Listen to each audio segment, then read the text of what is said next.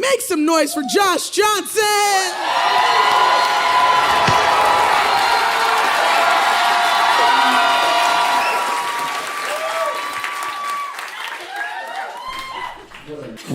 What a week. You know, like I don't want to jinx it, but I'm feeling pretty good. I think we got him. I think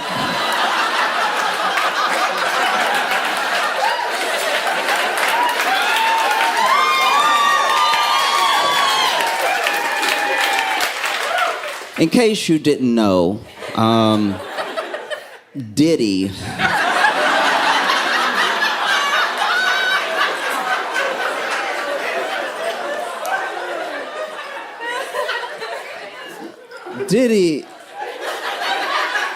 has been arrested and charged with just almost everything.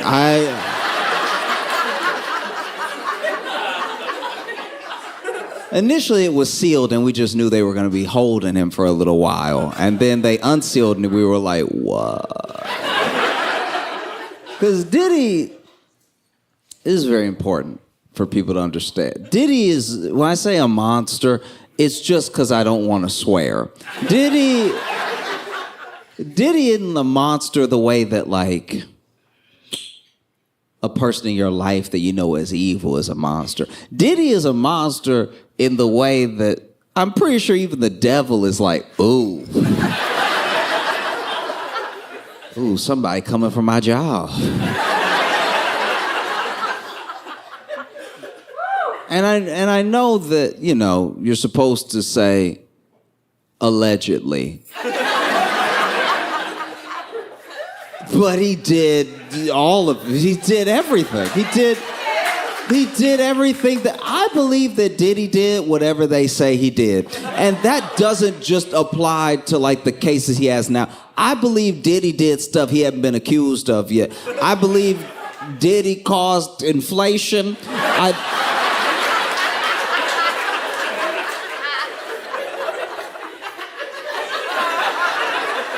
He's even, if I'm not mistaken, being charged with arson in connection with blowing up Kid Cudi's car. Who blows up cars? Let's talk for a sec, because here's the thing.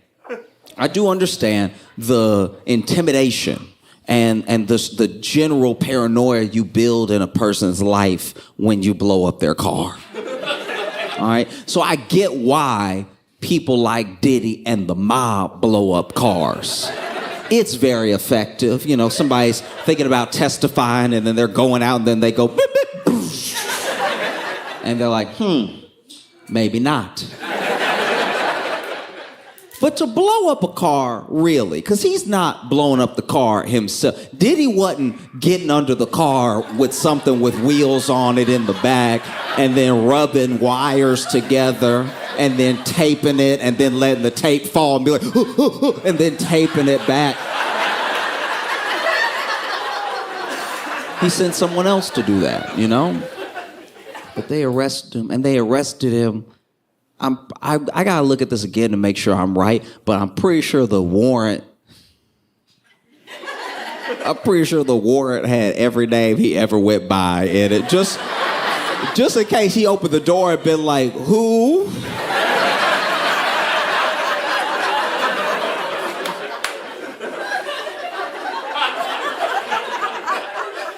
No, I don't know a Puff Daddy.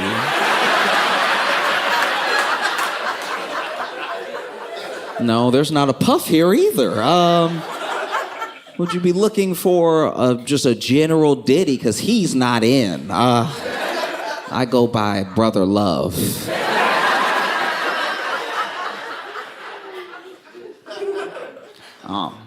This man did everything. You know, and then they arrested him. They got him locked up in Brooklyn in one of the worst places to be locked up. It's really bad.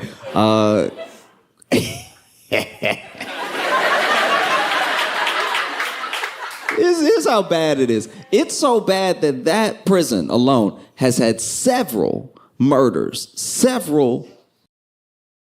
and it is so bad condition-wise that 2 federal judges have already said that they will not send anyone else there. That's where they sent him. And this dude...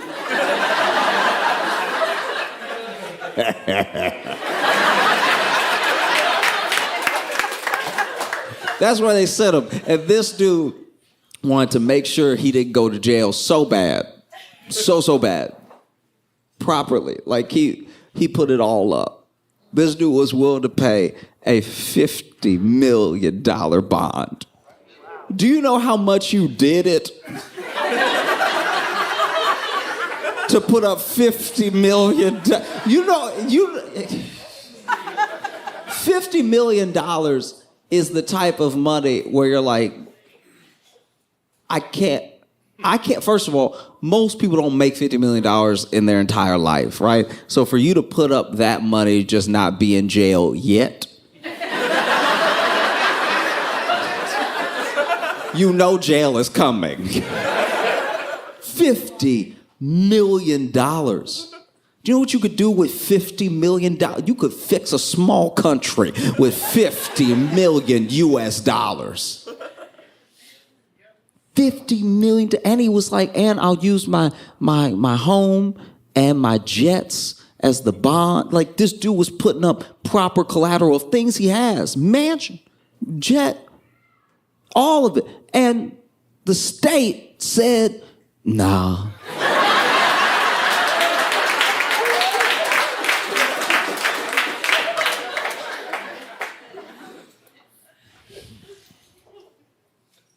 Just to fully paint the picture, do you realize that the same country that said no to that is the same country that has bail at heights that are actually unconstitutional for regular people, right? They will, if a judge doesn't like you, or if they feel like, okay, this person maybe didn't do it, but I know he doesn't have means, they will set an unreasonably high bail, which is against the Constitution, just to make sure you can't get out. But they didn't deny your bail. They just set bail at something you couldn't possibly pay, right? That same country got offered $50 million bond. And they were like, nah, because I know you. You know how bad they want you if they don't accept a $50 million bond? And so he's sitting in that jail, and his lawyers are trying to get him out. They went to that judge, and the judge was like, no, I heard what you do. You blow up cars for no reason. How am I supposed to believe? They're like, he's not a flight risk. It's like, no, he won't have to fly if he tampers with every witness we have. No. So the judge denied bail, and then they went to another judge, and they were like, look, $50 million, okay? Got the mansion, got the jets, all right? We also, how about this? I'll stay at home, all right? And I won't interact with any women that aren't the mothers of my children, right? Which is a crazy, what? I won't interact with any women except the women I already terrorize. What an insane. Also, we know you're a predator to dudes too. Like that you're not being slick, being like, I won't talk to any women.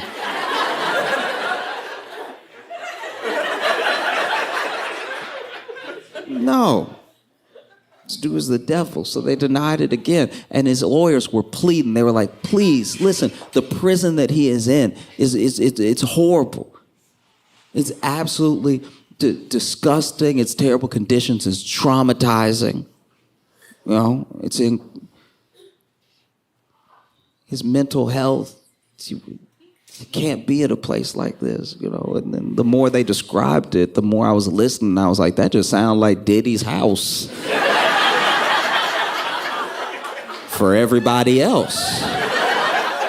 And raided his house, found all manner of stuff. They found 1,000 bottles of baby oil.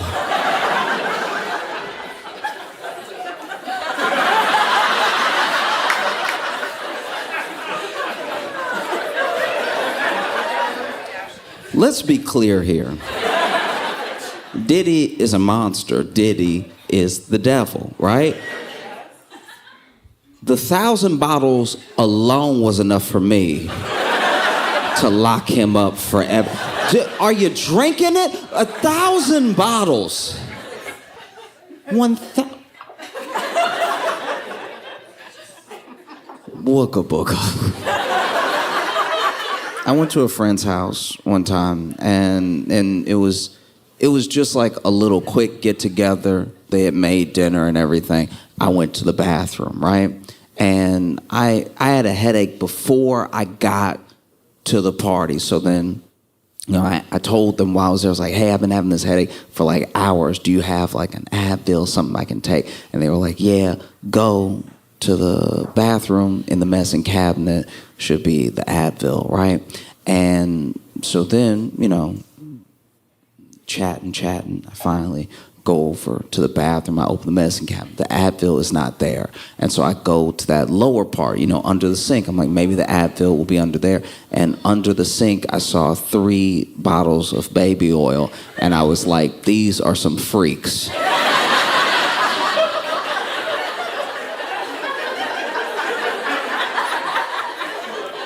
They do not have a child. And they had 3 bottles of baby oil. 1 bottle means you get busy. 3, what are you stocking up for? The fact that Diddy had 1,000 means he should be under a prison right now. I can't even imagine. I can't imagine what it would be like to be Diddy's lawyer. You gotta imagine it's a pretty good job to have. Because he's about to drop millions and millions of dollars in court and on lawyers that no one expects to win. Think about that. Anyone in here could be Diddy's lawyer. He not gonna beat the case anyway. It might as well be me standing there like, yeah, that's him. He says he didn't, so take that into consideration. You know what I mean?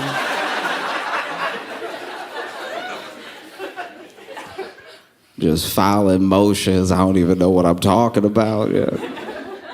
That is crazy. I mean, what can you do if you're Diddy's lawyer? They have so much. They have so much because Diddy did so much. He did it and he recorded it. He recorded himself doing everything he did and blackmailing people. So then when the people say he's been blackmailed, the feds already have the tape that they're talking about that was being used to blackmail them. So he basically made his own case this entire time. As Diddy's lawyer, all you can do is be like, that one tape is grainy. We don't know. We don't even know if that's him in that one, okay? The other 222, yes, but this one is hard to make out who is in there at all. We don't. Diddy's lawyer was on camera taking questions from the media, which seems like a bad idea. Because unless Diddy has a twin, his lawyer didn't have anything to say that's helpful. Because the lawyer was just talking to some of the press, and there was someone who asked them. They said that they found 1,000 bottles of baby oil when they raided his house, and his lawyer did his best. He put in a valiant effort. This man said, well, I don't know if it was 1,000.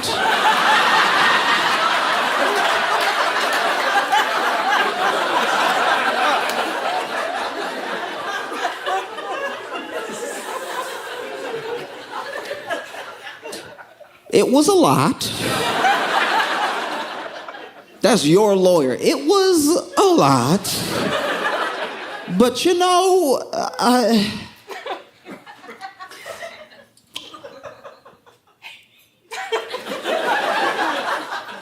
there's a Costco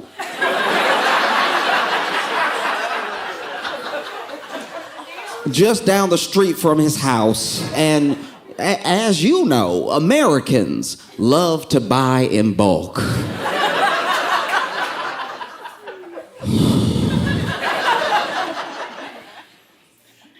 The whole time he's talking, you could tell he's trying not to laugh. It's like, if he's buying the baby oil in bulk, why wasn't anything else in bulk? It's insanity. We should have known, and I think a part of us did know, that Diddy was the devil when he did Making the Band. If you're too young to remember, there was a time when MTV had music on it. And in that time, Diddy, who I think went by P. Diddy at the time, maybe, or Puff, or it was Puff, he was him, okay? And he did a show where he would try to make a group, right? A hip-hop group or an R&B group or whatever. And throughout the course of that show, he would America's Next Top Model these people, all right? He would put them through absolute hell. There was one time that I think he made them walk, I'm gonna get this wrong, but he made them walk from like Brooklyn to Harlem to go get him a piece of cheesecake. And we watched it and we were like, that seems excessive.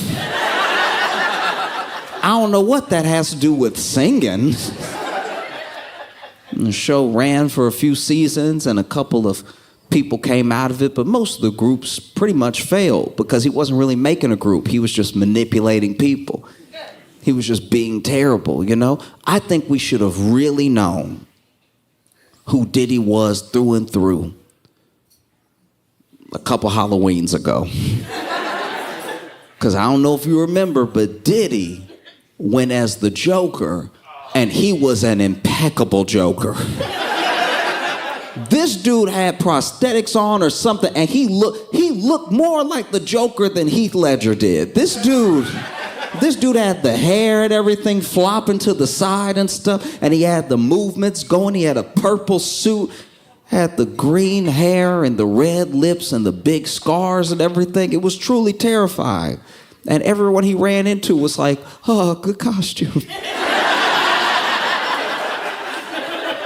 Chose Halloween to dress up as the Joker. Halloween, a day where we all put on a mask. We all pretend to be someone else, except that nigga. Like, that man was just wearing his true skin. This dude was walking around as a Joker like, I've never felt more free. Everybody terrified when they look at me. He rolled up on Tyler, the Creator. And Tyler, the Creator, was just looking at him like,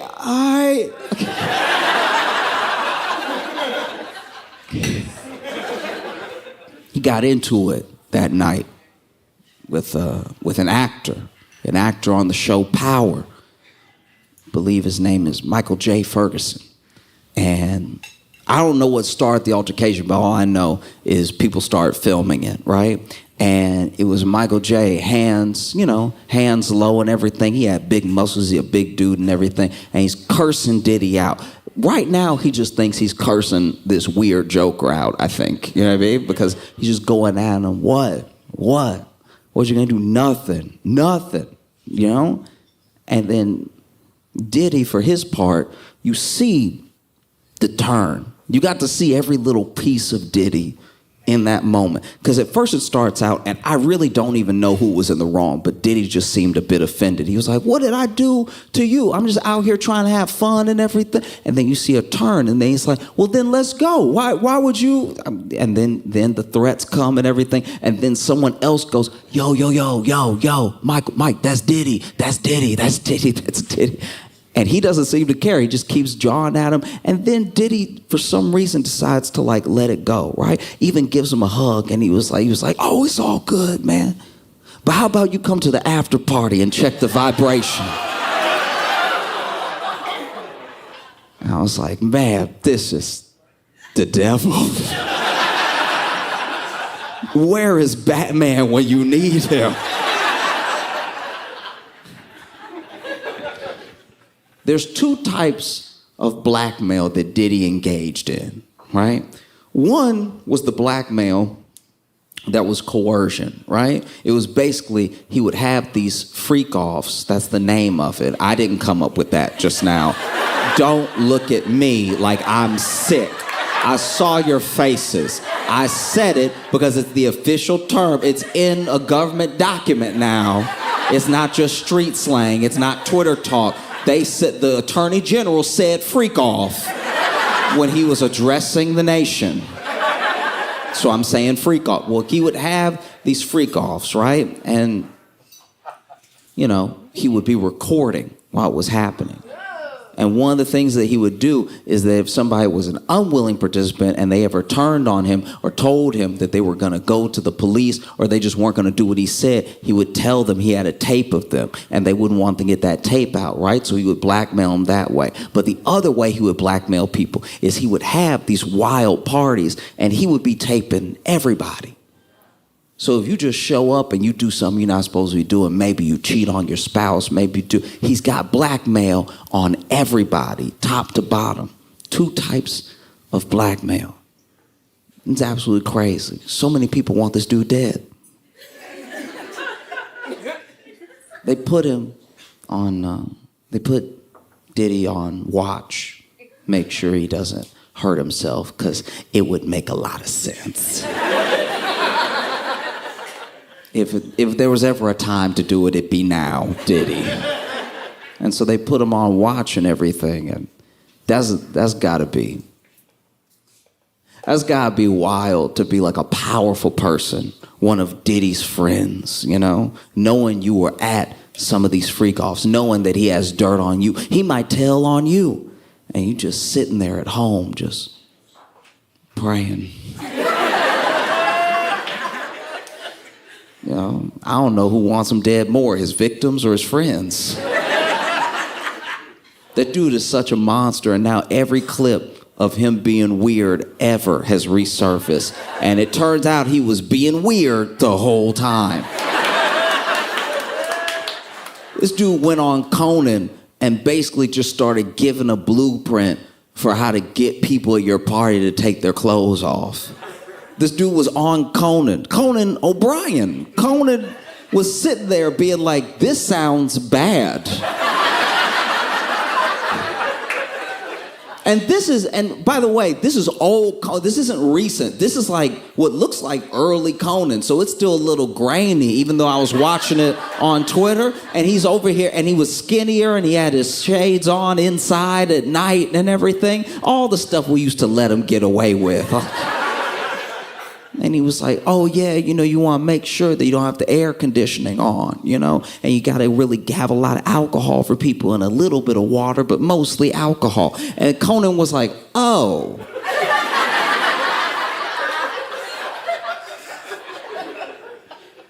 You could see in Conan's eyes, he was fighting to find a commercial. He was Diddy talking like it's nothing. And like, he's like, oh, yeah, okay. Oof. This is one of the wildest things to me about Diddy, right? Is that he made an enemy a long time ago in a man named 50 Cent.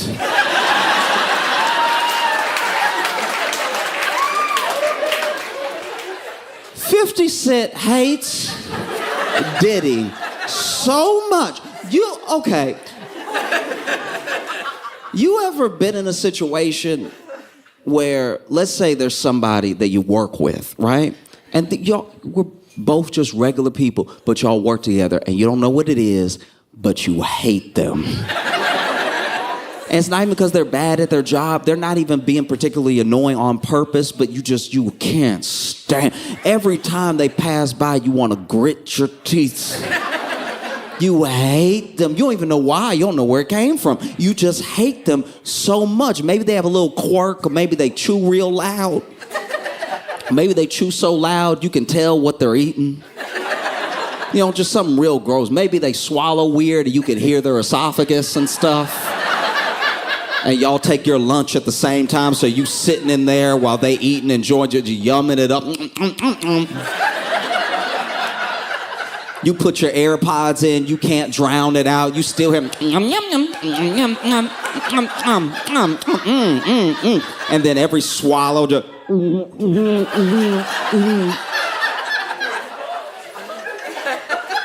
and you're like, that I hate. Ooh. And then things keep happening because y'all work together. Y'all work at the same job, so you have to interact with them. Maybe they're even in a different department, but you have to interact with them from time to time, and you hate it because they always bring up the weirdest conversations. They got a lot of feelings about tube socks. 6 sentences into a conversation, you're like, who is this dude? What? Y'all get each other for Secret Santa.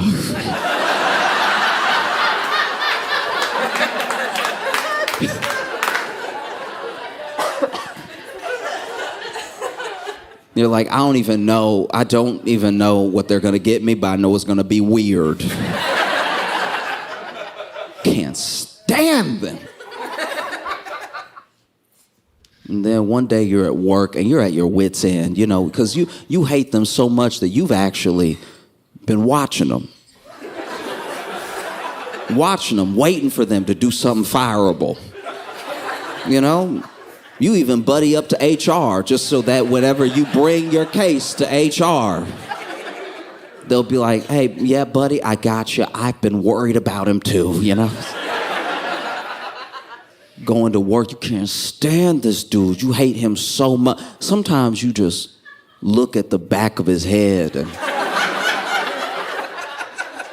you don't even know it's you doing it, but all of a sudden you standing behind him and your fist is right there.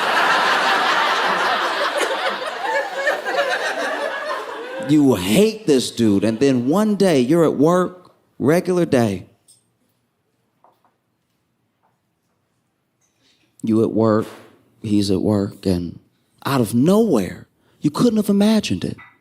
Truly out of nowhere, Homeland Security comes.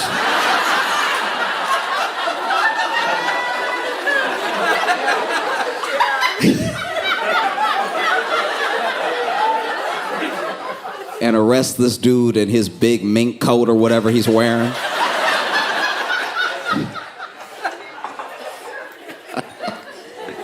No, I don't think anybody felt, more vindicated that was on the outer edges of Diddy's sphere than 50 Cent. 50 Cent had hated that dude for years. And look, 50 Cent isn't the one. Don't mess with 50 Cent because not only is he funny, which is already dangerous, he's so funny that you can tell he a natural bully. You ever been bullied by somebody and then went and tell people what they did and the people you told were like, that is funny though, like that's...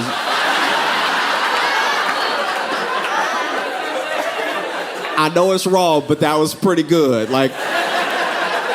Because we're not talking even about bullying in the terms of violence. I'm talking about bullying in like waiting for you to get real excited about something and then tricking you right at... Okay. 50 Cent, early in his career, he couldn't stand a dude named Ja Rule. If you don't know who Ja Rule is, then 50 Cent did his job.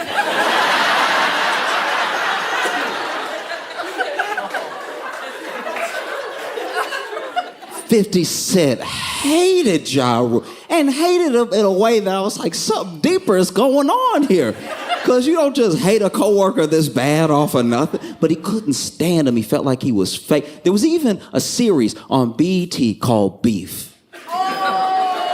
Beef was amazing because Beef would make these mini documentaries about different beefs that were happening in all of hip-hop, throughout history and currently. And at the time, one of the current ones was 50 Cent and Ja Rule. And they had interviewed both of them, because what they would do with the show that was brilliant was that they wouldn't just like give you this like faceless voiceover David Attenborough documentary style. Like, they really got interviews from everybody, you know? And so then they interviewed Ja Rule. At one point, he was on the couch with some of his buddies, and they asked him about 50 Cent, and he was just, who? Who? Who? And they interviewed 50 Cent, and 50 Cent was ready. I don't know where 50 Cent was, but I think he made the smart decision to go ahead and be on a balcony or somewhere outside in case he got loud. And he just went in on Ja Rule like they had been longtime enemies. These are two dudes who I'm pretty sure don't know each other at all. But 50 Cent, at one point, he even said, this dude, I'll never forget this. This is when I fully understood like hate on a petty level in my life for the first time. Because I was a teenager watching Beef on BET. And he was on the balcony, so the balcony railing's about here. And 50 Cent just, they did a perfect job with the editing, by the way. They keep cutting back and forth. So every time they give a detail about Ja Rule, 50 Cent said something treacherous, right? It was really great, you know, because then Ja Rule would say something along the lines of like, I'm a star, I don't need to worry about up-and-comers hating on me, blah, blah, blah. And then it would cut to 50 Cent. 50 Cent would be like, yeah, go hang out with the pop stars and Christina Aguilera, whoever you want, if they'll accept you. But dog, you fake, you're fake, you're fake. Like, it was like he was getting angrier and angrier throughout the interview. And I remember the interview because the last time they cut to him, I've never seen anything like it. They cut to this dude one last time, and he just went, psh.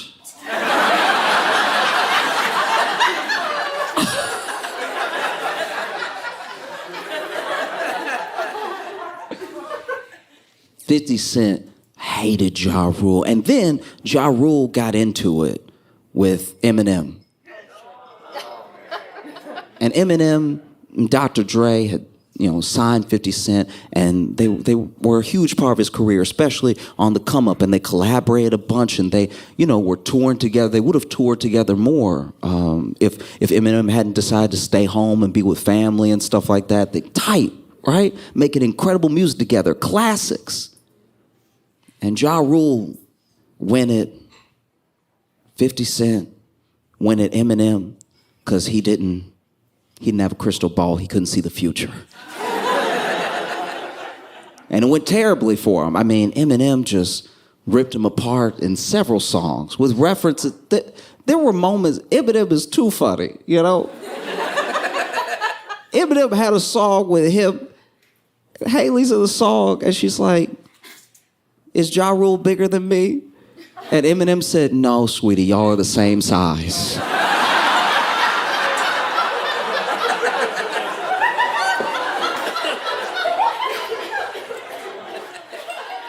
And Eminem, for his part, was very much above board. I don't really have a problem with you. I was even almost about to squash it. And then you mentioned my daughter's name. My daughter's a kid, man. And so he just went at him, right? And destroyed him thoroughly. But 50 Cent was on a different level.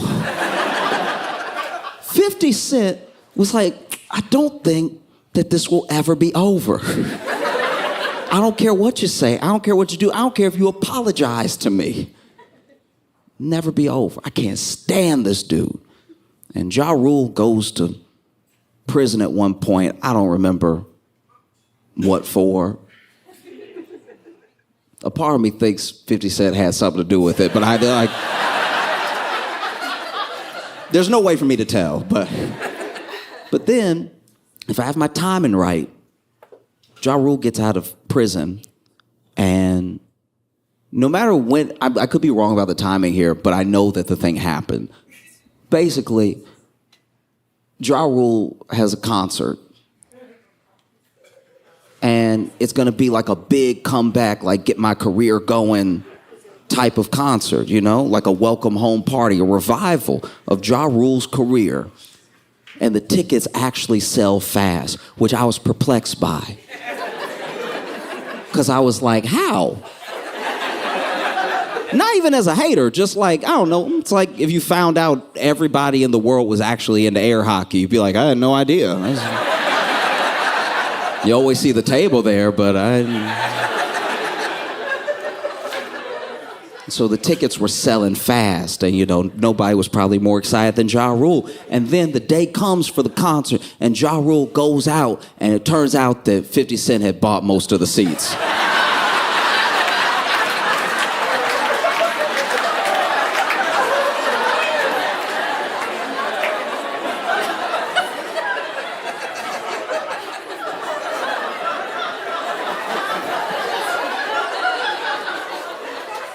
I do my best to put myself in other people's shoes. And I tried to imagine what it would be like if I came out here and y'all weren't here.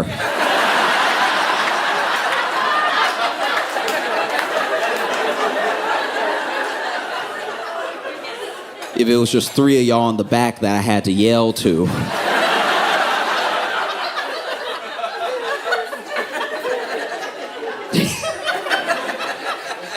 Imagine that, trying to still do the show. Yeah, it's crazy out here. But I said all that to say that 50 Cent and everything that happened is to show you that that's the dude that hated Diddy. Hated him so much, hated him to his core, couldn't stand him. For years he hated him. There was even a moment, okay, I'm sure you saw this, but in case you didn't, it's one of the things that really showed me that he hated him on like a petty level, a professional level, business level, all of it. I'm pretty sure it was Diddy that posted a picture of himself. I don't know where he was. Maybe it was New York, maybe it was not Miami or something, but he was on a bike. And he was just riding his bike, and then 50 Cent commented, you know he's smiling because there's no seat on that bike.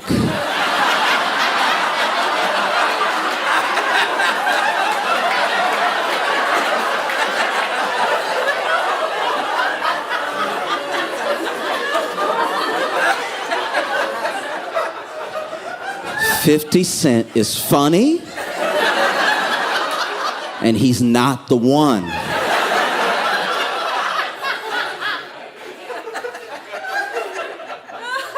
If 50 Cent came at me, I'd be like, should I just shoot myself in the leg or what? I don't want any problems. I'm very sorry for whatever I did.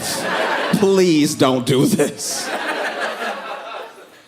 Because I don't know when it really started, but you take it back, all the way back to the early part of 50 Cent's career, and he's popping, he's killing it, right? Get Rich or Die Trying is an all-time hip-hop classic. Curtis, all-time hip-hop classic. This man is pumping out amazing music. He's having incredible tours and everything. And at one point, he goes, this is years later from the time I'm talking about, but we're going to get back there. He goes on the Breakfast Club, and he talks to them about, you know, things he's promoting, and he's just chilling and everything. And Diddy comes up, and he tells this story of being at a wedding. I don't remember whose wedding, but he was at this wedding, and you know, just hanging out and everything. And Diddy's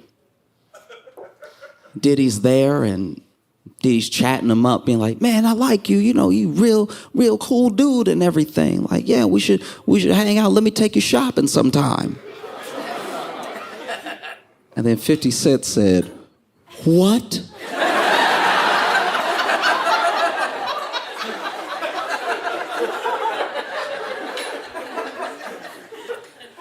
And Diddy doesn't say anything wrong, so he repeats it. He's like, "No, let me take you shopping sometime." And he was like, "Man, get away from me." Because Diddy is so hated by 50 Cent that apparently A decade ago, 50 Cent just started gathering information on Diddy. As much as he could find. And he started working on a documentary series on how bad Diddy is. A documentary, he did interviews, he hates this man so much. I've heard of gossip. I've never heard of no, okay, we're gonna have the whole crew there by 3, all right? And we'll have a place for you to sit, we'll have some snacks and everything, we'll just chop it up, we'll just chat. Tell me everything that he did, that bastard, right? A documentary series that he's already potentially sold to Netflix. He hates this. I've never hated. So I not only do my best to not be a hateful person, I really try to let things go and not hate anybody. So I don't even know what it's like to hate someone. So I've never hated someone. So imagine hating someone so much you're willing to edit.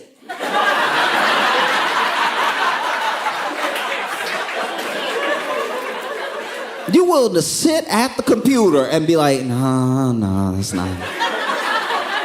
Let's see if we can make this B-roll work. This dude hates him so much that there's actually things on the cutting room floor that didn't make it in. Imagine you hate somebody so much you don't even have time for how much you hate them in the thing you made about hating them. And the craziest thing about it is that apparently, I don't know if this is true, but this is what I've been hearing. I looked it up from several outlets, and 50 Cent's documentary series about Sean Combs is titled, Diddy Do It?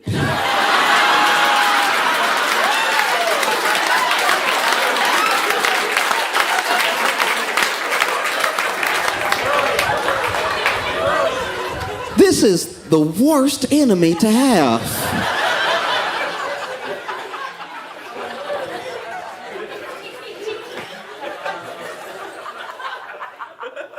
You know, you read even some of the stuff that Diddy's accused of, and now some of the text messages have leaked of what people were saying to him and what he was saying to other people at different stages, leading from Cassie coming out about him to present.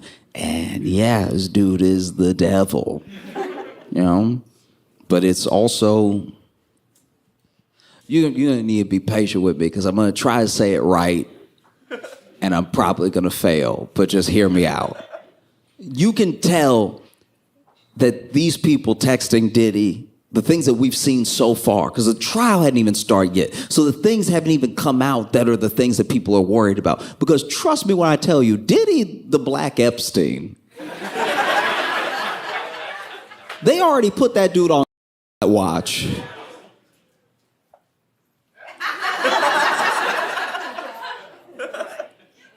But you can tell that he was a terror to so many people for so long, you know? And it's indicative of how we don't believe and protect each other. You know, it's really important that we do. Someone like Diddy is a prime example.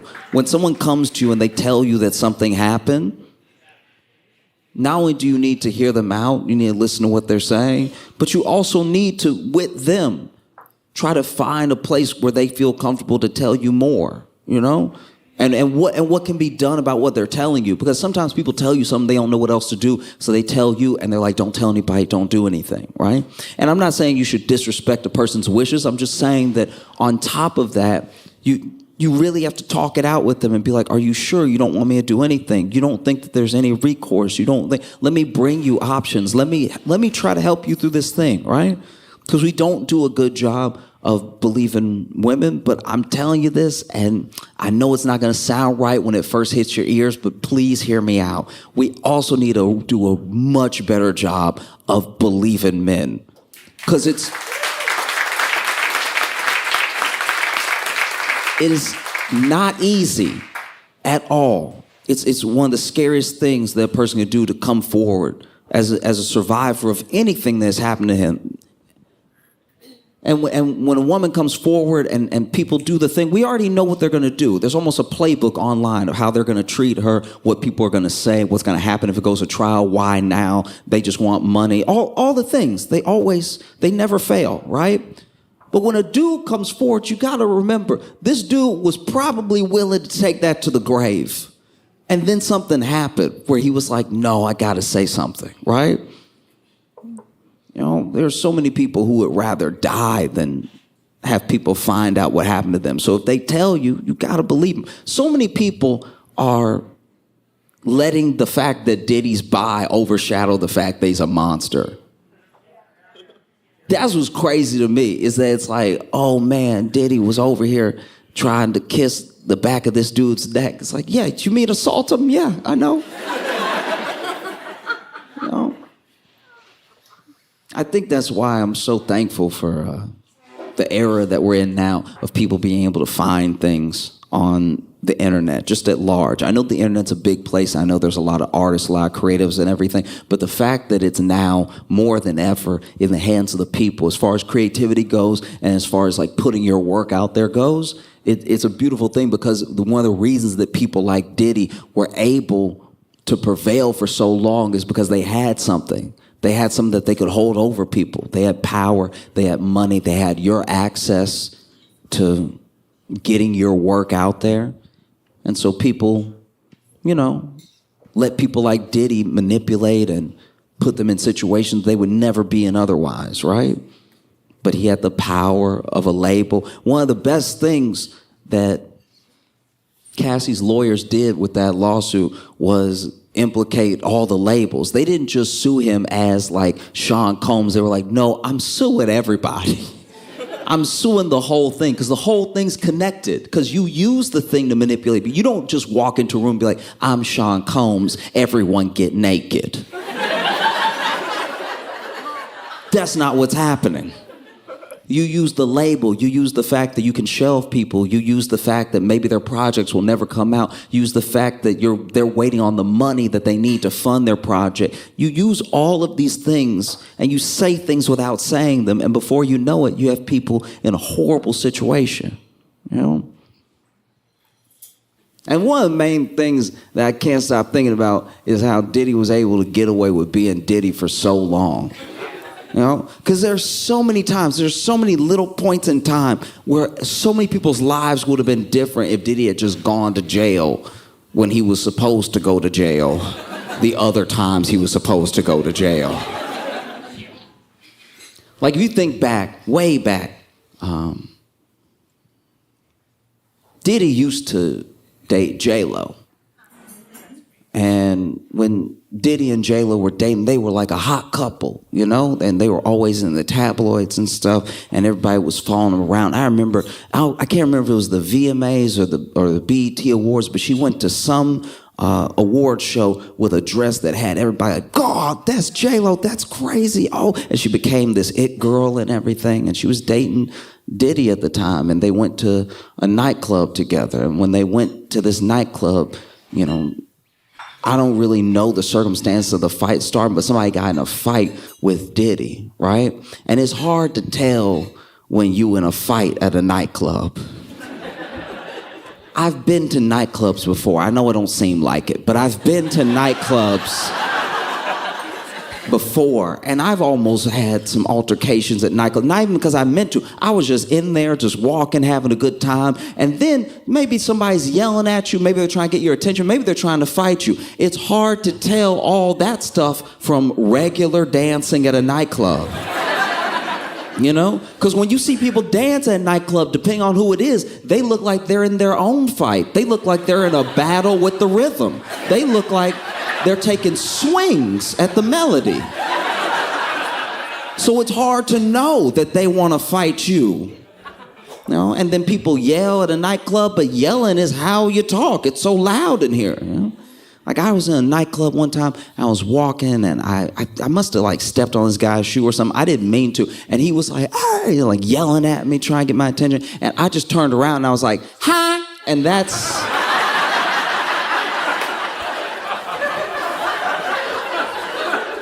That didn't do me any favors, right? because I really didn't hear him, but leaning over and being like, huh, that's just offering up my face for the punching. And so Diddy got into some altercation with some dude, and no one knows everything that was said, but it was a lot of back and forth, a lot of like, well, I make money too and everything. And then apparently he grabbed some money and he threw it in Diddy's face, right? But this is the way I'd like to imagine it, because apparently it flew up in the air, and I think the only way that could happen is if he had the money, balled up in that roll of money, right? And that roll of money that you just keep together with a thin rubber band, right? So that way when it hits something, the whole thing explodes. And he's like, I make money too, and he threw it and it hit Diddy on the head and just pow. Then it started to rain, right? And so then, gets in this altercation, and then Diddy allegedly pulls a gun out, right? Starts firing off at this dude, okay? And whole gunfight ensued and everything. And that was one of the wildest nights because, Diddy and J-Lo were not quite I wouldn't say clean cut, because they were still partying, hip hop, everything, but they were this it couple. And now this horrible thing had happened and they were at the center of it, right? And there was even a whole trial, and at the trial, J-Lo testified that she only saw Shine pull out a gun. Now, Shine, if you don't remember, was a rapper who was popping at the time. And he went to jail by himself for 10 years. Diddy didn't go to jail. And there was even a woman named Natanya Rubin. And Natanya Rubin has said many times, she never stopped saying it, that she saw Diddy pull his gun. And she knows that Diddy pulled his gun because Diddy shot her in the face. And she survived and everything, but she didn't get any media attention or anything. And then, publications just ran with the fact that J-Lo said Shine did it, and that was enough. Shine was guilty. He was off to jail. But even to this day, Natanya Rubin is like, you need to reopen the case. I'm right here. And she had her surgery and everything. And I mean, to a certain degree, I watched her. She did an interview recently, and you can't really tell, but she says she lives with that pain because there are fragments that they couldn't get out, right? And she's like, he needs to reopen the case. I want justice, And the journalist asked her, would you be willing to give one of the fragments and do the forensic test and everything, because they didn't do one apparently. And she said, yeah, of course. I got 9 fragments. I can spare one. The thing that did Diddy in, really, truly, from his own nature, from his own core, were money, power, and fame, right? And money, power, and fame is a dangerous combination. Messes up a lot of people. Money, because, guys, money. This is what trajectory of money does in the mind. When you have no money and you just imagine having some money, that's even enough money. When you have no money and you're like, man, it'd be nice to eat. That's the money for the meal in front of you is all you need in your mind. It's why people who are desperate, truly desperate, walk up to you and they don't ask for everything that they need. They ask for what they need to get by. They ask for change. They ask for the next thing that they need, because money changes perspective. As the more of it that you get, the more you become not necessarily an insane person, but your ideas, your wants and needs, they start to shift. And they usually, at a certain amount of money, leave Earth. Why do you think all the billionaires are trying to go to space? They're like, I did it all. I did everything here. What's up there? Can I own that? That'd be nice. Money messes with your mind. And then sometimes you think, man, if I had enough money for this thing, I'd be so good. I'd be so benevolent. And maybe you would. But maybe you wouldn't. Maybe having that money and getting attached to it would attach you to it so tight that now I don't really want to have less than this. I don't know anyone working in America that's willing to get paid less. You know, we all have, and some of it's just human nature. We all have a little upward mobility, thinking about what's next, thinking about how we can build up. That, I'm not saying that's wrong at all. I'm saying at a certain amount of money, you just lose your mind. You know? And then power. Money and power, they get people to do some of the same things. Money, I'll give you an example. I was in Vietnam a little while ago, right? And the Vietnamese dong, which is their currency, right? One of our dollars is about, at least at the going rate right now, currency exchange-wise, is about 24,200 dong. So if you go there with your yearly salary, you are a billionaire in dong. And we look at our billionaires a certain type of way. We look at them as like, why is this piece of shit hoarding all this wealth? Is he out of his mind? Does he not know how many people he could help? This is crazy. It's billions and billions of dollars. And then you talk to a billionaire and they're like, oh yeah, well, I had this idea of how we could like get to space and stuff. So I'll just do that. It's like, we're dying. Why would you? No one cares about space. Why are you hoarding all of it? And then you hear, even in like a billionaire's, I listen to the audiobook because I don't like to read about, I want to know a billionaire's life, but to read it and learn it all slow feels upsetting. I'm just like, let me just let someone tell me so I can feel like I'm talking to a friend, like, what? You know what I mean? Like, that's a little bit smoother of a process. But you talk about, you know, like a billionaire, and the way that they think about us is insane. There are even billionaires that have been, they've said it. Different billionaires are different levels of like loose-lipped. And there are billionaires that have properly said to a camera that they knew was recording, if people knew how good my life was, they would bring back the guillotine. That's what he said. And then you hear other billionaires tell it, and they're like, well, you know, if people are too dumb or too lazy or too scared to take the chances to make money, that's on them. The way that they think about us is insane.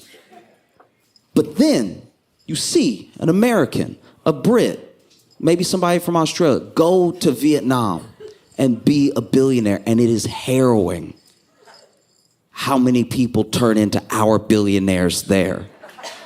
I watched it. I was in a market, right? And there was this British lady that was trying to haggle with this woman who had made this like homemade, like knitted little bag, right? And she was charging like, I don't know, maybe like 5,000 dong for it. Now remember, I told you $1 was 24,000 dong.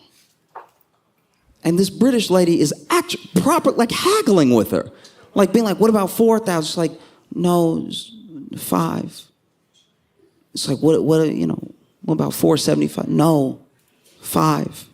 And she doesn't know much English, and the British lady's getting annoyed with her, and I'm getting furious because I'm like, you realize the pound is doing better than the dollar, so you're just haggling like, what if I gave you nothing? Would nothing be good? What about nothing? You would love nothing though. Like if I gave you nothing, that'd make me feel better as I left.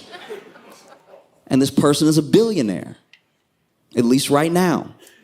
You can tell that they're broke in Britain, though. Like, only a broke person would go somewhere else and then try to be rich really hard. Like, that's... I don't know why you front. You know you could only afford the flight. I don't know why you acting like this right now. Acting like these people are trying to cheat you out of something. You know you already have a leg up. It's crazy. But it is how billionaires think sometimes. Because then when we work at a corporation that's $1 billion, maybe even you work at Apple, Amazon, you work at one of the truly big ones that's about to hit the trillions of dollars, right? And then you want a raise, and you want a substantial raise, and it's nothing for them because they have billions of dollars, and they're still like, why should we give you anything? It's the same mentality, right? And so Diddy had money, and he had the type of money that makes people do things, bend to your will and everything. And so he bent it, and he had power. And this is the thing about power. I'm I'm someone who wants very little power. Because I don't know, I can think about what I might do, but I don't know what I would do with power. That's terrifying. Don't give me power. If I had the power to make Ted Cruz punch himself in the balls,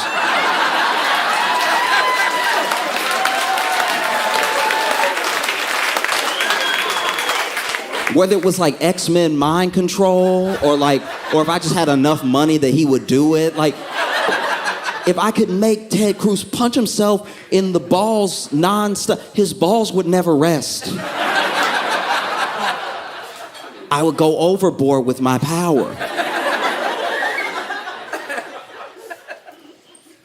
And Diddy had lots of power. He had power, he had influence, and used all of it to garner more and to truly hurt people. He didn't care who he hurt. You can see it when you read the indictment. And he did it for long as well, you know? And then fame is the last thing. Fame, you can't actually control, especially now. There are people that want to be very famous, and they might get there. And then there are people who don't mean to be famous at all, but then someone's just recording, and then a TikTok is made. There are people who become famous overnight, and all they did was trip. That's too random. Fame is the one that gets away from you. Money, you can decide how much money you want to keep, how much money you want to make, especially if you have the means to just be making boatloads of money. You can take a step back and be like, a lot of money is enough money. I don't need all the money. Power you wield, and power you can also give away. You can tell someone, I want to bring you in. I want to make you powerful as well, right? Fame, not really. There are plenty of people that the industry has tried to make famous, and we were like, nah.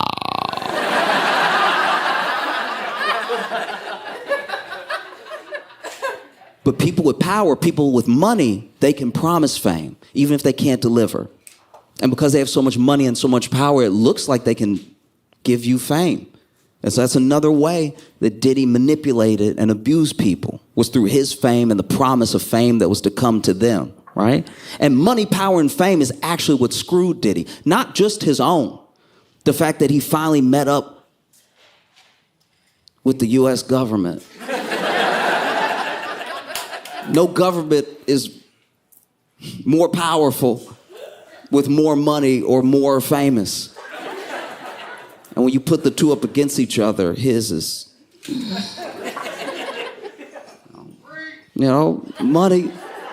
money and power and fame of the U.S. government, the money that they have. You think you have money, they can freeze your money.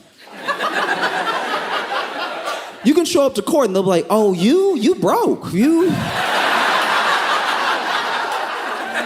Oh, I'm sorry, you thought you had money? Oh, I feel terrible for you. It must suck to be broke.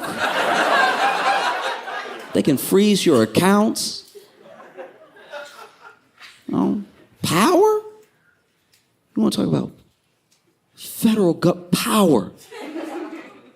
Look at the conviction rate of federal prosecutors. It's in the 90s for a reason. People either plead out or they're like, no, I'm going to be vindicated in court. And the U.S. government is like, I bet you won't.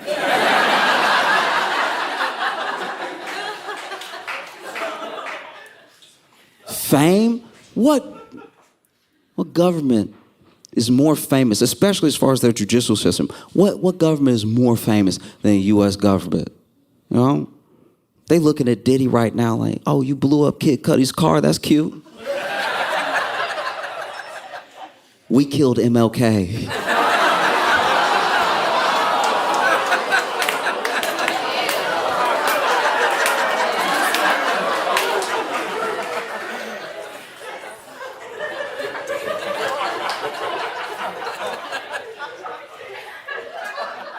And Malcolm X.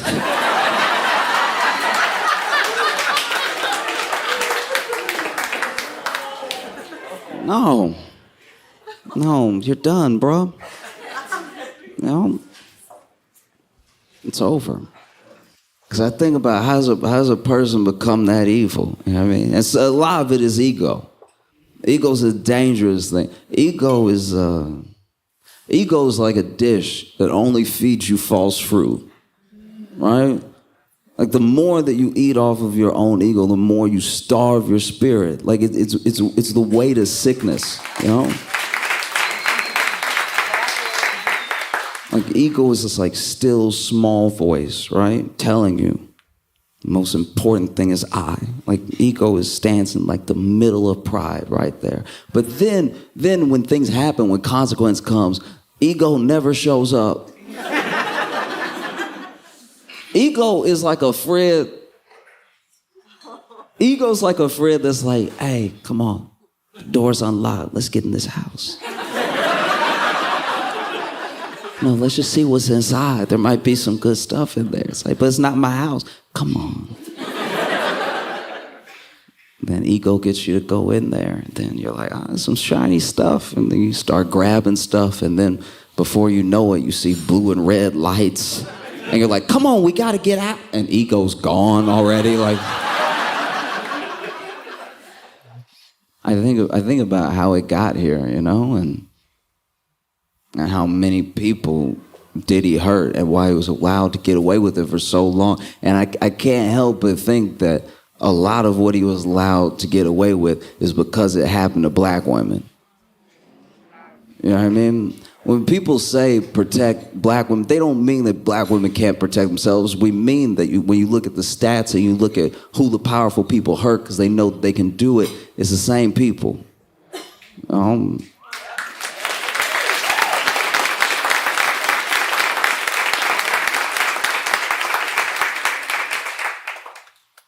I guess what I'm trying to say is I hope Diddy gets life. And I hope he lives forever.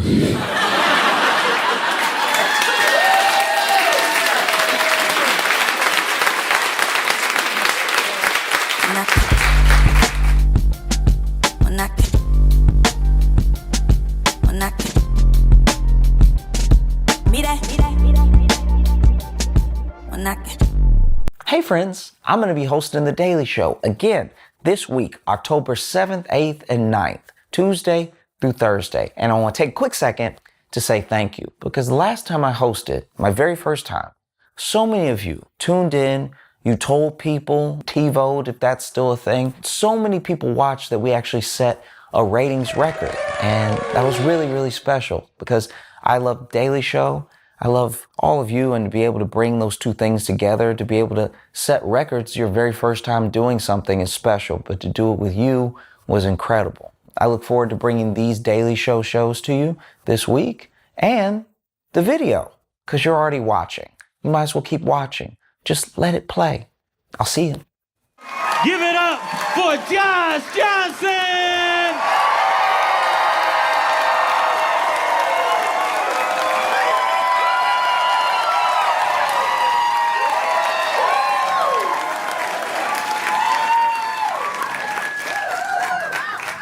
I don't know if y'all have seen, but people are losing their minds. People are losing their minds because Bad Bunny is going to be doing the Super Bowl halftime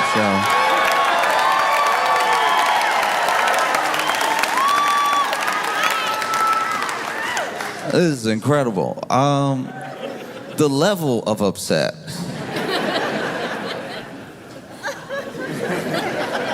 You ever see somebody get so mad that you're like, this is just weird? Like, not even, we're past like the levels of angry I expect you to get, and we're into a new realm where it knocks me out of even any sort of reactionary response. I'm more just like, are you okay? One time, I was at a McDonald's, right? And this dude, he must have wanted the pickles that come with the sandwich. They come with the sandwich. He got a hamburger, comes with a pickle. His hamburger didn't have a pickle. And I don't know what else was happening in his life. Maybe Maybe he usually handles disappointment very well. Maybe they caught him on the wrong day. Maybe they, you know what I mean? Maybe this man's been through a lot, and this is finally the thing that made him snap. This is possible. Everybody has their line, everybody has their limit, and some people's limit, you wish that your limit would come when it makes sense. Do you know what I mean? You want your limit to come when something actually happens, you know? Like, you want your limit to come when it's like, maybe you've lost your job, you don't know what you're gonna do next, rent is due, and your dad is passed, and it's just all happening at one time, and then you lose it. That's when everybody would understand you losing it. But instead of losing it when you're supposed to lose it, some people stay strong. They don't let on that they're about to lose it. And so then they go to McDonald's.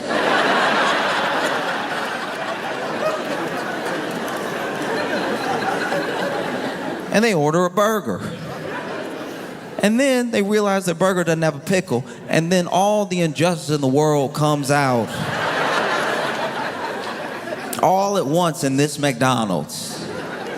And so now you're screaming in front of a bunch of strangers because you don't have a pickle. And we all know that you don't have the pickle, not because you opened the sandwich to check, just in case you were like, hey, is the world fair today where there'll be a pickle on my sandwich? No, you know there's not a pickle because you ate half the sandwich and you haven't hit pickle yet. And so you finally open the sandwich, just give it a look. Be like, maybe this is a slippery one. Maybe this pickle's sneaky.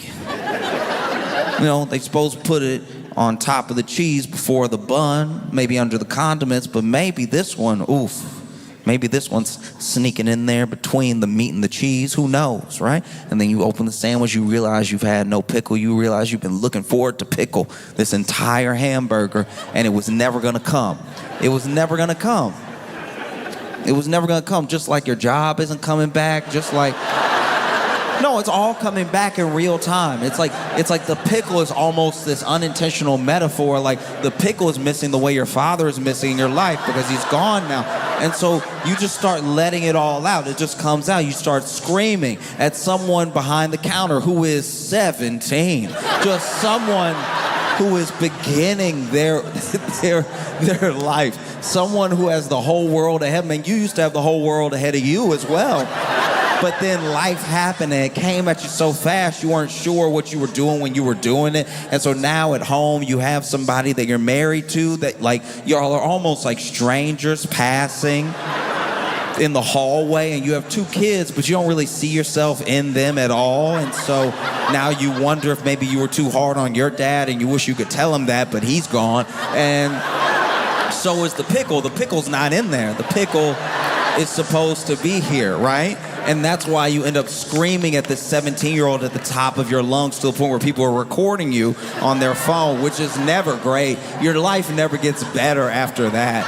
That's never the beginning of something wonderful. It means you're probably about to lose the next job before you even get it because you've lost your job and you're gonna apply for more. You might even apply here. They won't hire you.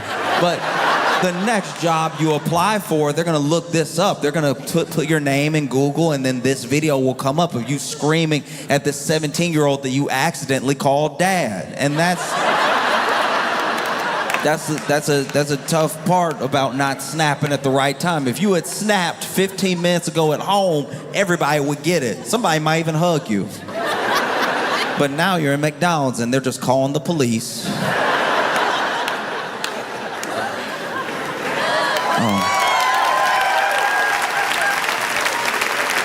No, it's tough. It's tough. What I'm trying to say is people have snapped over Bad Bunny doing the Super Bowl halftime show, a no pickles in my hamburger at McDonald's amount. And it's stressful to watch. I understand why the NFL's doing. The NFL is trying to expand its reach and everything. What better way than with Bad Bunny?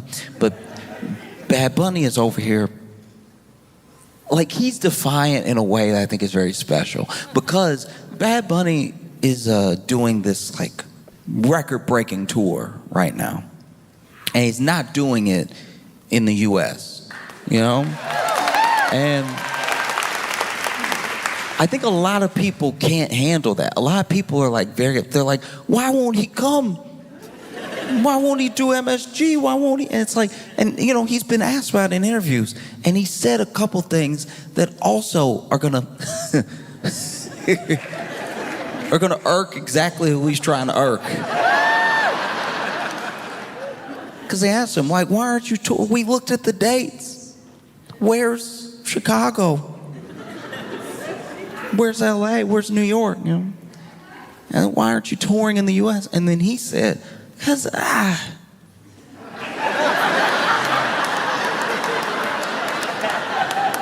it's just not necessary.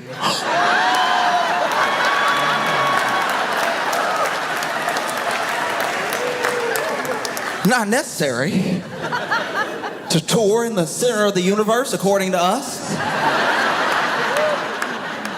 Not necessary. Ooh, that was a gut punch. Not necessary. Don't worry, I'll be making plenty of money around the world. You know, the rest of the world. Like literally.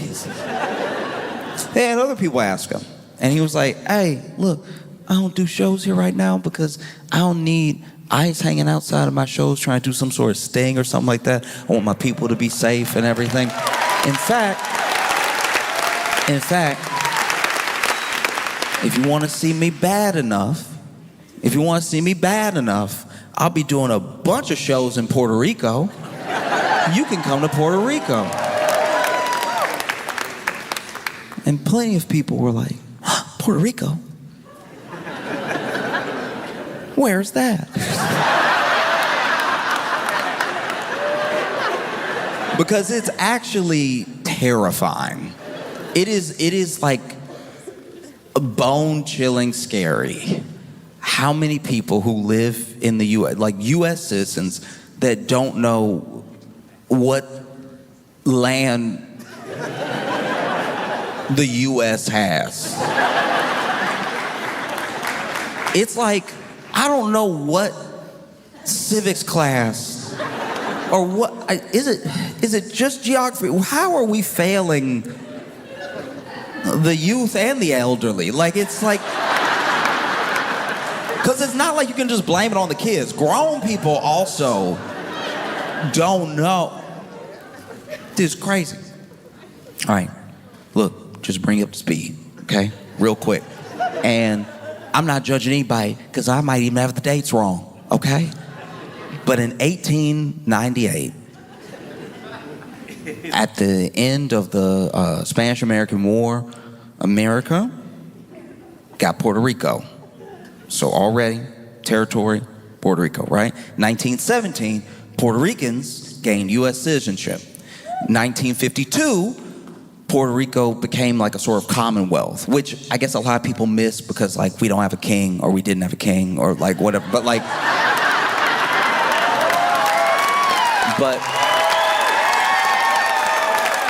just like simple, that's the status. So if you are Puerto Rican, you are a U.S. citizen, okay? And that is also why when people were upset, they were like, why can't somebody from America do the halftime show? And look.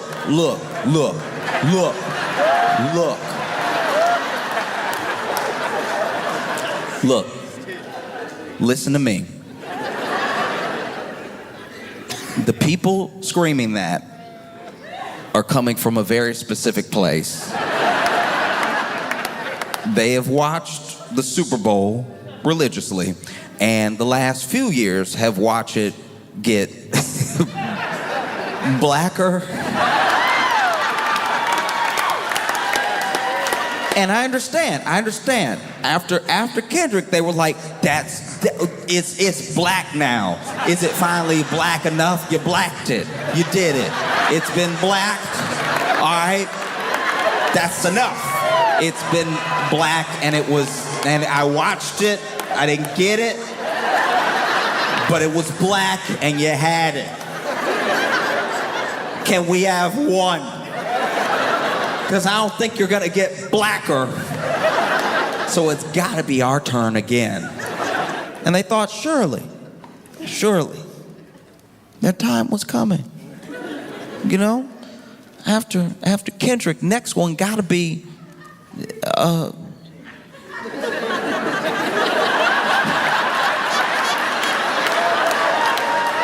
what I mean? Yeah. Next one gotta be the one that does that song with the twang to it that you really like. Gotta be. Come on, we even, look, you did it. So I did all that rapping. I let rapping in my house just because it was a Super Bowl halftime show. That's as black as gonna get. I refuse to let it get any blacker, all right? These people were like, it can't possibly get blacker. And then they were like, all right, I'll raise you no English.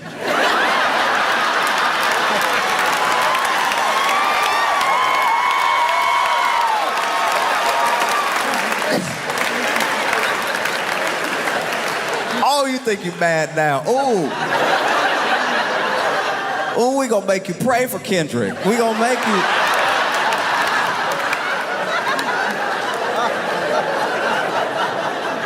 Oh, Kendrick, please hit us with some symbolism. I don't even understand what's going on now.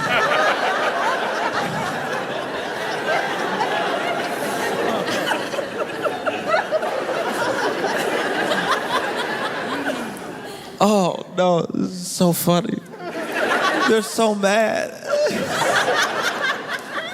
They're mad in a way that's like, I don't even know, like even if I wanted to help, I wouldn't even know where to start.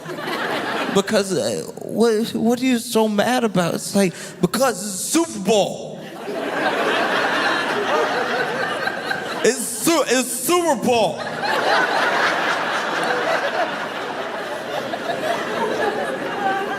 It's Super Bowl. It's not Spanish Bowl. It's Super Bowl.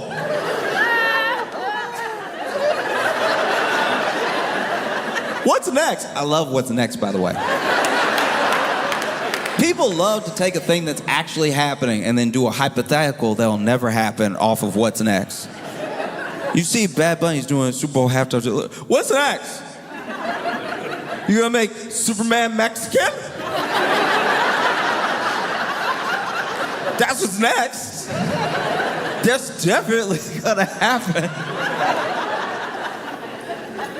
What's next? What's next? You know what I mean?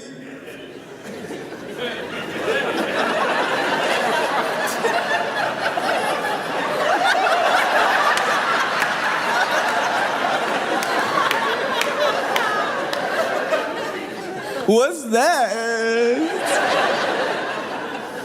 Because it's scary. It's scary, you know? You watch the Super Bowl halftime show, these people might, by accident, learn some Spanish.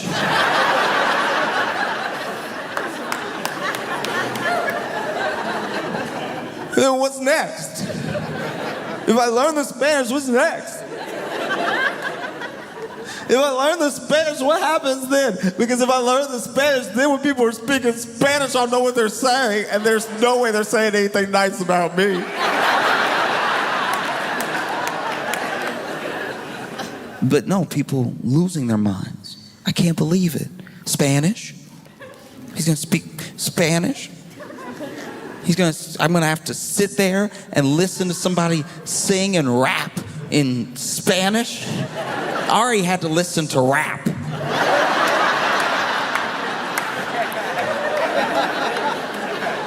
You know what that was like for me? You know what that was like for me to hear rap in between the game I bet on? I'm gonna have to sit there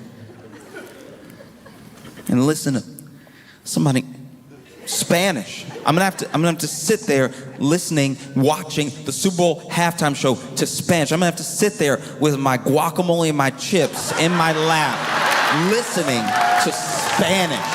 I am gonna have to sit there while I eat the tacos that I Uber Eats to my place listening to Spanish. The idea that I could have a deluxe crunch wrap and have to listen to Spanish is crazy. Not in my America. Spanish? Are you serious?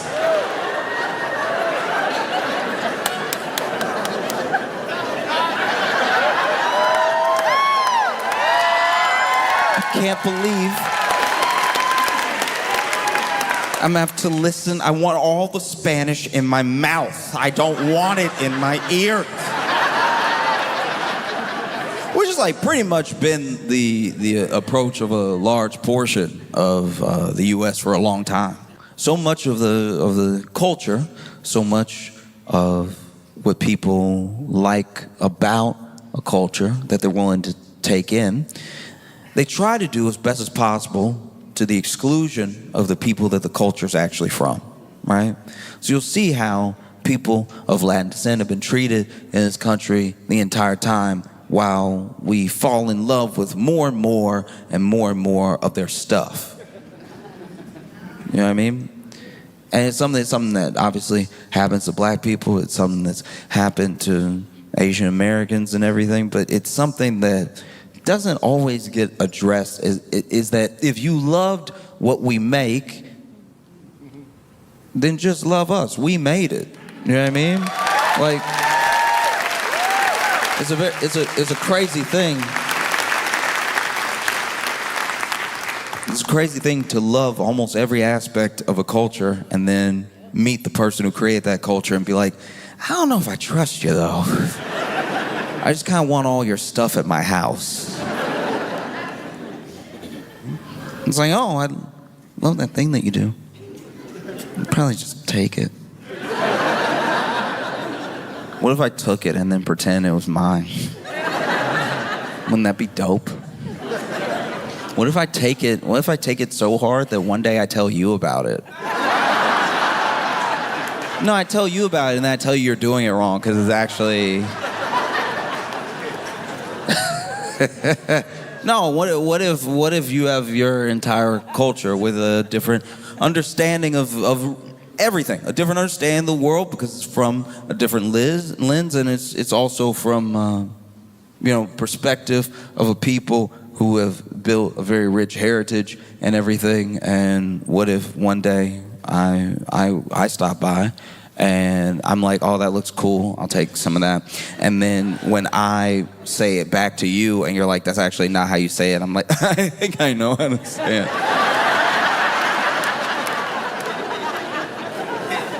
All right, I'm very familiar with the Latin X culture, all right? Huh. Please, that's sweet of you to try to help me, but I'm well-versed. Oh.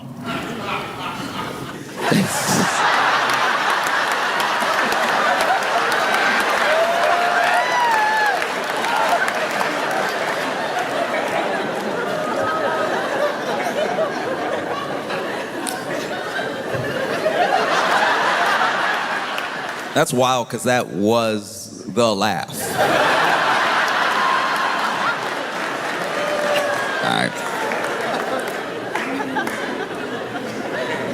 No, because you see, Bad Bunny moves in a way that's very intentional. And he has the loyalty of his fans and his people because of how he moves. Because there are plenty of people that truly, and I'm not saying this from a place of judgment, I'm saying it just from noticing. There are people who truly forget where they come from as soon as they get success. It is a very, sadly, once again, it's a very American mindset to have that as long as you get taken care of, as long as you're okay, you can leave whatever behind, And you're out now. And you're out, you made it out. And then you start to rationalize in your head, well, if I made it out, then people just have to do what I did to make it out. I'm not special. Then they'll be able to take care of themselves. And then all of a sudden you're gone. And there's not a real building of community. There's no upward mobility for the people around you. You just up and win, right? And look, it's also a very hard thing to do to try to bring everybody with you. Plenty of people have gone bankrupt trying to do so. You see us like, and I've done it from time to time. I'm not innocent of this thing. So once again, I'm not judging.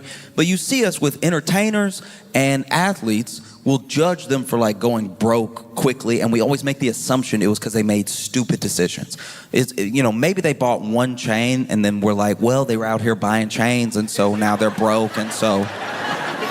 But more often than not, what happens, and what a lot of people don't talk about, what a lot of people don't give them credit for, is one of the reasons that they went broke is that this new money, it's a lot of money, but this new money tried to bring everyone with them at the same time. We're not able to set up systems for everybody to succeed. And so then everybody was broke in like 5 years' time. It's because of their heart that they were broke. It's because of their intention to try to bring everybody with them that they aren't in some mansion somewhere, you know? Essentially, you had something like that happen to MC Hammer. There were a lot of people that hear how much money MC Hammer made and then how much he lost, and they thought to themselves, oh, he must have been balling out or something. He probably deserved to lose all that money. Then you hear interviews with MC Hammer. He talks about his business and everything. He talks about the people that he hired. This man hired family. He hired friends from the hood. Just try to give them jobs, either to keep them out of trouble or just get them some money because he knew that they would do the right things with their money. But he's one man.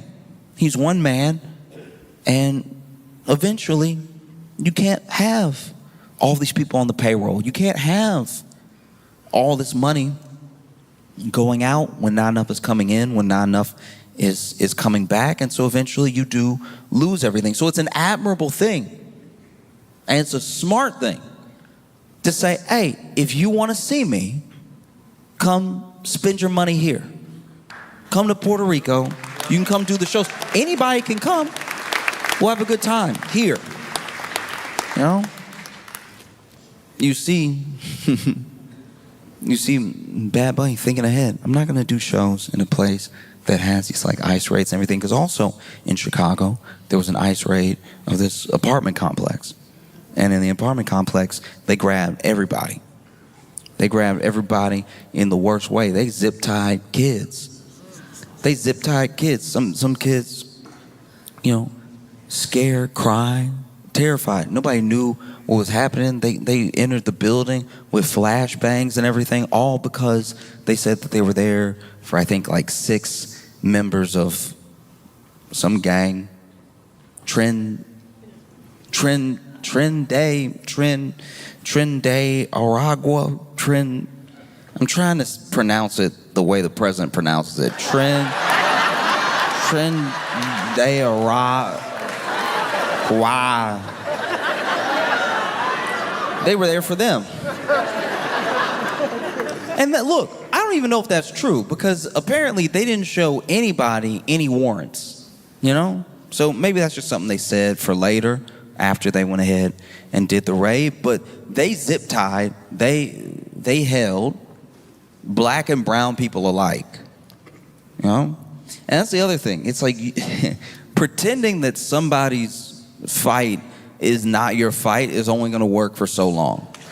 Like pretending something is not your problem will make it your problem very soon. Because already Supreme Court has pretty much ruled that ICE can profile so they can grab who they need to grab, right? And it's like, okay, well, what does an American look like to the people who are grabbing people? You know what I mean? Because, I don't know, I feel like I have some pretty good diction. But I could probably still get zip-tied. If we're going off of looks, it won't really matter that I'm like, sir, please, I'm an American citizen.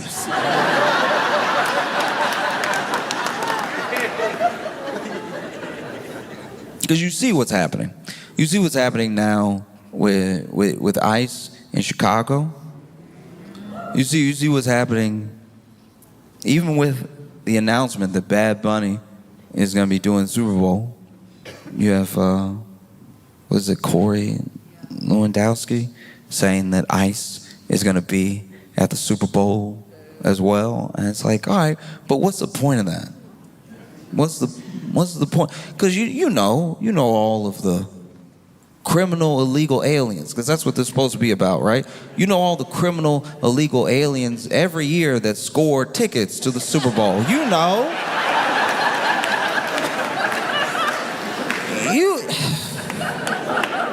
You can't swing a stick without running into a criminal illegal alien with Super Bowl tickets. You know criminal illegal aliens love the Super Bowl. They love rolling up to the Super Bowl. Got my tickets right here. And no other form of identification. You know criminal illegal aliens. They can't stop going to the Super Bowl.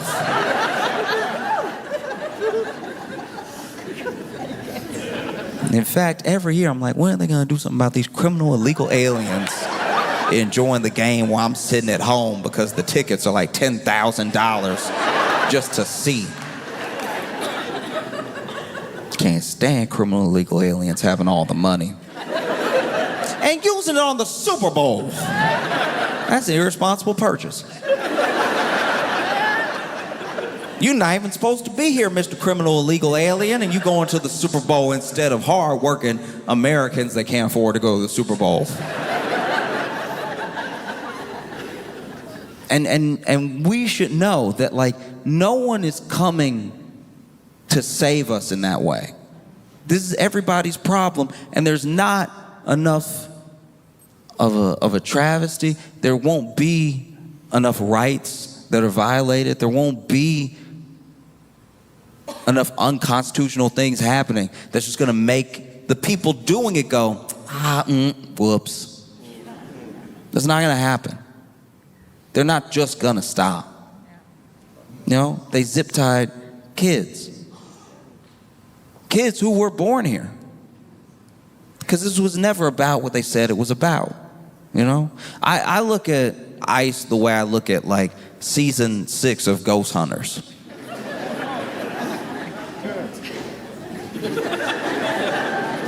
You're looking, but you're not going to find what you're looking for because you made it up, you know?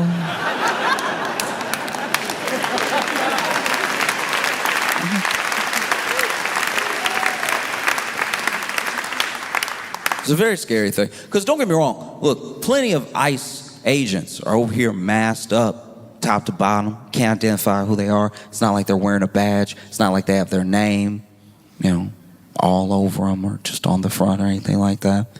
And some of them clearly built like stormtroopers. And then some are built like mall cops. Like there's a couple, I don't know if you saw that video of that young man that was running from ICE and hopped on his bike and rode away, but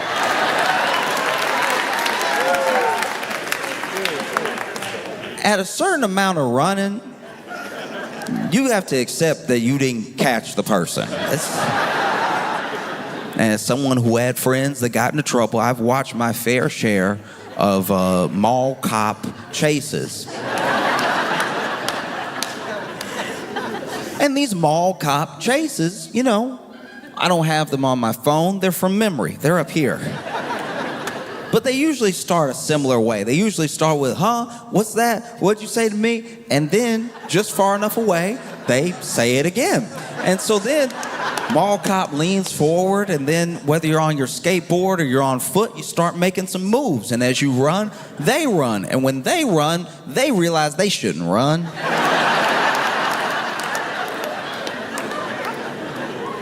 It's a battle. It's a battle for them to run, and you can tell because the kick. Okay, I'm not a runner. I'm not an athlete in that way, but I'll tell you right now that like, okay.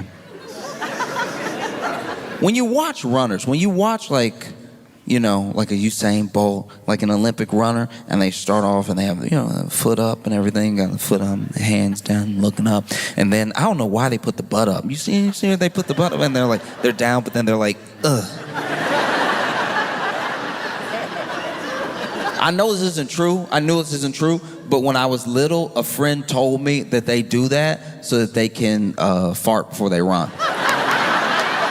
It's clearly not real. But he's like, no, you don't want that air getting out and it knocking you off course.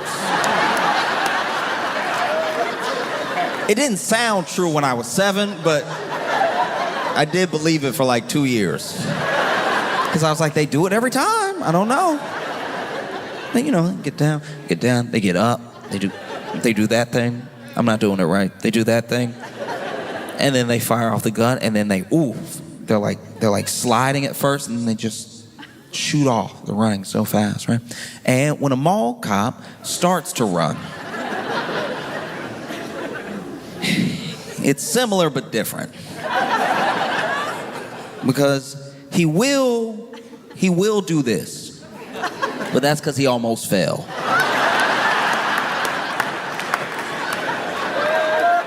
He got knocked off balance reaching for you. All right, so now he,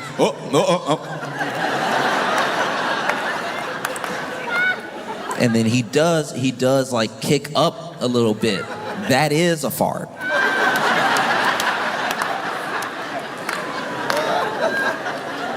And then he starts to take off and chase you. The problem is, I don't know what happens. I don't know what happens when you take up the badge of mall enforcer. I don't know what happens to your right foot. I don't know what happens to your left foot. But they stop speaking to one another. And in these mall cop chases, I've seen plenty of them kick off, up.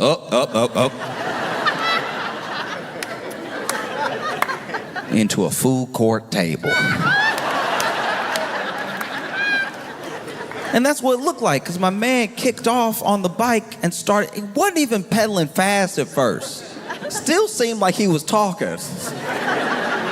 Do you know how embarrassing that is to run after somebody who isn't even breaking enough of a sweat to stop talking to you? And then they also ran after this man for too long. At a certain amount of somebody getting away, you gotta just let them get away. The clip became more embarrassing because they kept running. I'm like, now he on the bike, now he pedaling. You didn't catch him when he was pushing a bike. You're not gonna catch him when he's on a bike. There's a huge difference between those two things. Pushing a bike, he all encumbered. He gotta figure out when to like throw the leg over and everything. Now he's on the bike, he's gone. He's gone. The only thing that could make that video more perfect is that dude,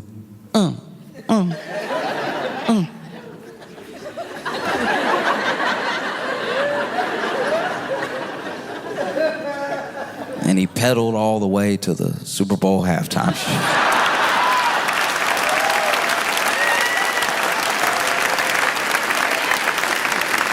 Anaheim, y'all been phenomenal. Thank you so much.